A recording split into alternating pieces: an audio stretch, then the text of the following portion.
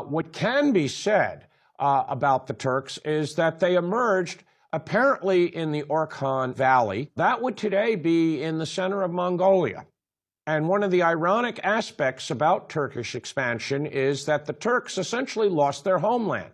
They have relocated themselves to new homelands on the Central Asian steppes, in the Tarim Basin, also on the Western steppes, and they have spread their language across the Near East in what today would be Turkmenistan, parts of Iran. Those would be the Azerbaijanis who speak a Turkish language, and above all, Turkey. The concept of Turkey doesn't really emerge until the 14th century AD, and ironically, the majority of Turkish speakers are essentially in Turkey, Iran, and Turkmenistan, regions very, very far from the Turkish homeland of, say, the 5th century AD, which is now the homeland of Mongolian speakers. The Turkish languages, which are closely related and show far less divergence than Indo-European languages, and there's several reasons for that.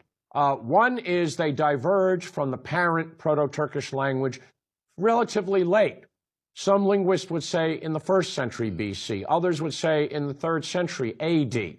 The languages are still very close. They break into essentially a Western and Eastern branch, and then a Northern Lyr branch, which is almost extinct. There are only a few peoples who speak versions of that Turkish in Russia today.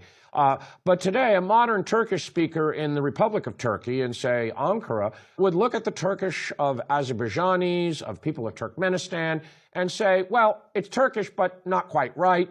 And then when they got farther east to where today you have the Uyghurs in eastern Turkestan, you would have Uzbeks, that would say, well, that Turkish is related, it's a little weird, but they could still make a great deal of sense, not only of the words, but also of the syntax.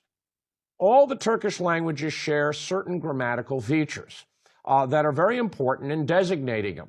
One is they are agglutinative languages. That is, they're languages that stick together, monosyllabic combinations.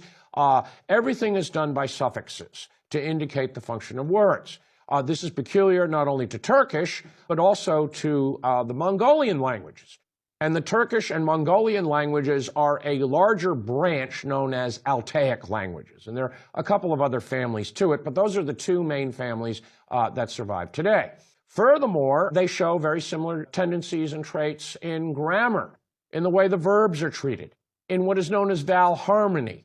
That is, Turkish languages only have 8 vowels. 4 in one class, 4 in another. Pure Turkish words should always have words only of that single class. There are no diphthongs. There are no 2 vowels coming together.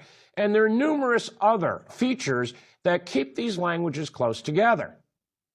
It is not only a function of time, that is, they diverge from each other much later than the Indo-European languages diverge from their mother, but it's also the nature of nomads. That is, there's a constant reinforcing of traditional Turkish as nomadic peoples cross the steppes, as different Turkish groups intermarry and assimilate, and there's a tendency to keep a certain homogeneous feature of the Turkish languages, which doesn't happen when people settle down and the languages become generalized among many non-Turkish speakers. There's lots of loan words that are borrowed. This is seen very well in 2 modern Turkish languages. One is Uzbek, which has been heavily influenced by Persian languages. Another one is the Turkish of the Turkish Republic, what we would call Turkish. It has shown enormous amount of influences from Arabic and Iranian in grammar and language, loan words as we call them, as well as certain concepts. Nonetheless, in the 5th century AD, all of these Turkish tribes spoke languages that were probably mutually intelligible and may better be called dialects. And they really don't diverge into independent languages until probably at the end of this period in the 11th century. Now, what I wish to do in this lecture is to look at 3 major Turkish confederations that emerged between the 5th and really the 9th centuries AD. These confederations in some ways are similar to what we saw under the Xiongnu. That is the confederation of the really the end of the 3rd, 2nd century BC that poses a threat to China. And in this lecture, I want to concentrate a lot on the Turks themselves, we will talk a little bit about China.